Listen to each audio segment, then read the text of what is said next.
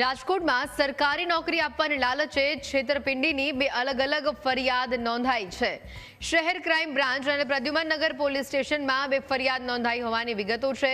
પહેલી ફરિયાદમાં પીએસઆઈ અને ડીએસપીની નોકરી આપવાની લાલચે ઠગબાજ વિવેક ઉર્ફ વિકી દવે યુવક પાસેથી કોથળા ભરીને રૂપિયા પડાવ્યા હતા। ફરિયાદીએ નોકરીની લાલચે 1.48 કરોડ રૂપિયા ખંખેર્યા છે। આરોપી ગૃહ વિભાગ અને મંત્રીઓ સાથે ઘરોબો હોવાનું કહીને રૂપિયા પડાવ્યા હોવાની માહિતી। એક્સક્લુઝિવ આ ખબર। બીજી ફરિયાદ પ્રદ્યુમનનગર પોલીસ સ્ટેશનમાં નોંધાઈ છે, જેમાં સરકારી હોસ્પિટલમાં નોકરી આપવાની લાલચ આપી આરોપી આશિષ રાઠોડે 10.95 લાખ રૂપિયા ખંખેર્યા હતા। આરોપીએ 7 યુવકોને નોકરી આપવાનું કહીને ઠગાઈ આચરી હતી।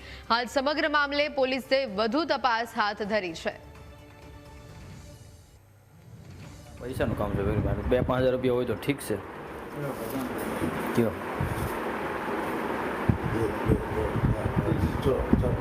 30 છે ને, 30 ને 50 આપણે પોગાડ્યા, 80 થયા, ટોટલ 80 તેને 10નો આપણે ચેક નાખી દેવું, બરાબર। બાકી તમારે જે કાંઈ ઘરનો પ્રશ્ન છે આપણે ઘેરે સંભાળી લઈશું,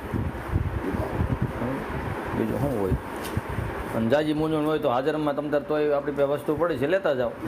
હા કે ભાઈ આમ તેમ થાય તો એમાં કાંઈ કોઈના લોજો તોડવાનું નથી। એક કહેવત છે કે લોભી હોય ત્યાં ધૂતારા ભૂખે ન મરે। આવી જ ઘટના સૌરાષ્ટ્રમાં અનેક જગ્યાએ બહાર આવી છે। તેમાં પણ રાજકોટ શહેરની જો વાત કરવામાં આવે તો રાજકોટ શહેરમાં ક્રાઇમ બ્રાન્ચ તેમજ પ્રદ્યુમનનગર પોલીસ મથકમાં જુદા જુદા 2 ગુના નોંધાયા છે। મારી સાથે crime DCP Jagdish Bangarwa sir જોડાયા છે। સર, સરકારી નોકરીની લાલચ, પહેલો સવાલ આપને એ કે લાલચ કેટલી ખરાબ વસ્તુ છે, એમાં પણ કરોડો રૂપિયા જ્યારે સરકારી નોકરી મેળવવા માટે કોઈ વ્યક્તિ આરોપીઓને આપી દે છે। જે રીતે આપે કીધું કે ગઈકાલે જ પ્રદ્યુમનનગર પોલીસ સ્ટેશનમાં અને ક્રાઇમ બ્રાન્ચમાં 2 એવા ગુના નોંધાયા છે, જેમાં ફરિયાદીઓ પાસેથી સરકારી નોકરી અપાવવાના બદલે અમુક પૈસાઓની છેતરપિંડી થઈ છે। ક્રાઇમ બ્રાન્ચમાં જે ગુનો દાખલ થયો એમાં ફરિયાદી જીલુભાઈ ગમારા છે। એની ફરિયાદ એવી હતી કે એ જ્યારે દ્વારકા ફરવા માટે ગયા ત્યારે એમની જ નાતીના હરિભાઈ ગમારા નામના વ્યક્તિ એમને મળ્યા અને એમને જણાવ્યું કે ભાઈ તમારા દીકરાને હું પીએસઆઈની ભરતીમાં પાસ કરાવી દઈશું, મારી ઘણી લાગવગ છે અને મારી ઓળખાણ છે, તમે મને 50 લાખ રૂપિયા આ પેટે આપવા પડશે અને એડવાન્સ રીતે 15 લાખ આપવા પડશે।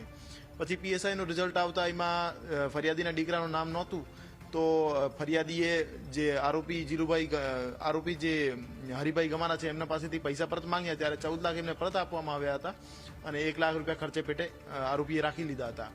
પછી આરોપીએ ફરીથી જીલુભાઈ જે ફરિયાદી છે એમને ફોન કર્યો કે તમારા એક જે દીકરા છે એનો પીએસઆઈમાં સિલેક્શન નથી થયો, પણ અમારે અત્યારે સેટિંગ થઈ ગયું છે બધું અને ડાયરેક્ટ તમારા દીકરાને ડીએસપી બનાવી દેવાના છે, તો આ પેટે 2.36 CR 2.36 કરોડ રૂપિયા થશે અને એડવાન્સ પેટે તમારે 50 લાખ આપવા પડશે। આ રીતે ફરિયાદીના દીકરાને ડીએસપી બનાવવાની લાલચ આપી આરોપીઓએ જે વિવેકભાઈ દવે અને જે હરિભાઈ ગમારા છે બંને મળીને ફરિયાદી પાસેથી 2.36 કરોડ રૂપિયા લઈ લીધા અને એના દીકરાને કોઈ પણ પ્રકારની નોકરી આપી નહીં। આ જ રીતે પ્રદ્યુમનનગર પોલીસ સ્ટેશનમાં સૌરાષ્ટ્રની અલગ જુદી સિવિલ હોસ્પિટલમાં ક્લર્ક તરીકે અને સફાઈ કામદાર તરીકે નોકરી અપાવવાના બહાને આરોપી આશીષભાઈએ 10.95 લાખની એવી છેતરપિંડી કરી છે। તો હું તમામને કહેવા માંગુ છું કે જે સરકારી નોકરીઓ છે એનો કોઈ શોર્ટકટ નહીં હોતું અને કોઈ પણ પ્રકારની સરકારી નોકરી બાબતે તમારા પાસેથી કોઈ પૈસાની માંગણી કરે કે હું સરકારી નોકરી અપાઈ દઈશું કે પૈસા એટલા આપો, તો કોઈ પણ માણસને પૈસા આપવાની જરૂર નહીં। આ ફક્ત અને ફક્ત છેતરપિંડીનો એક ઓજાર છે જેમાં નોકરી અપાવવાના બહાને પૈસા માંગે છે। આ જે ક્રાઇમ બ્રાન્ચમાં જે ફરિયાદ નોંધાણી છે એમાં બંને આરોપીઓ છેલ્લા 4 વર્ષથી સતત પૈસા પડાવી રહ્યા છે, તો એવું લાગે છે પ્રાથમિક તબક્કે કે અન્ય પણ લોકો ભોગ બનનાર હશે। તમે મીડિયાના મારફત શું અપીલ કરવા માંગશો એ લોકોને? 2021-22 થી જે પીએસઆઈની ભરતીના નામે ફરિયાદી પાસેથી છેતરપિંડી કરવામાં આવી હતી, એના પછી લગાતાર ફરિયાદી પાસેથી કટકે પૈસાની માંગણી કરવામાં આવતી હતી અને કુલ 2.36 કરોડ રૂપિયા ફરિયાદી પાસેથી છેતરીને આરોપીઓએ લઈ લીધા હતા।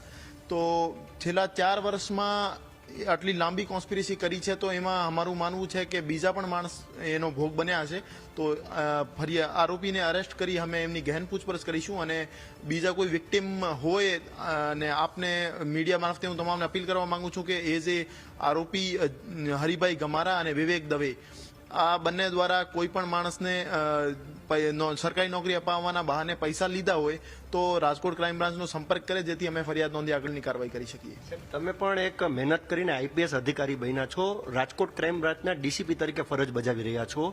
જે સખત મહેનત છે એનો કોઈ વિકલ્પ જ નથી. યુવાનોને આપ શું મેસેજ આપશો કે જે આવા શોર્ટકટ વિચારી રહ્યા છે?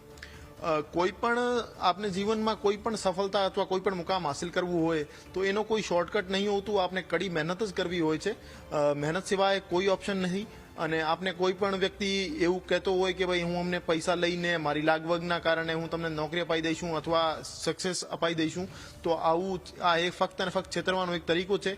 તો એવી કોઈ લાલચમાં લોભાવણામાં આવતા નહીં અને ફક્ત પોતાની મહેનત ઉપર અને સરકારી સિસ્ટમ ઉપર ભરોસો રાખવો, આ તમામની મારી અપીલ છે. Crime branch DCP Jagdish Bangarwa સ્પષ્ટ મેસેજ આપ્યો છે કે કોઈ પણ વ્યક્તિ મહેનતનો કોઈ બીજો વિકલ્પ નથી. એક પરિશ્રમ કરો અને સરકારી જે કોઈ નિયમ છે તે મુજબ જ તમે એક્ઝામ આપવાનું રાખજો. કેમેરા પર્સન અભય ત્રિવેદી સાથે ઋષિ દવે, ન્યૂઝ કેપિટલ, રાજકોટ.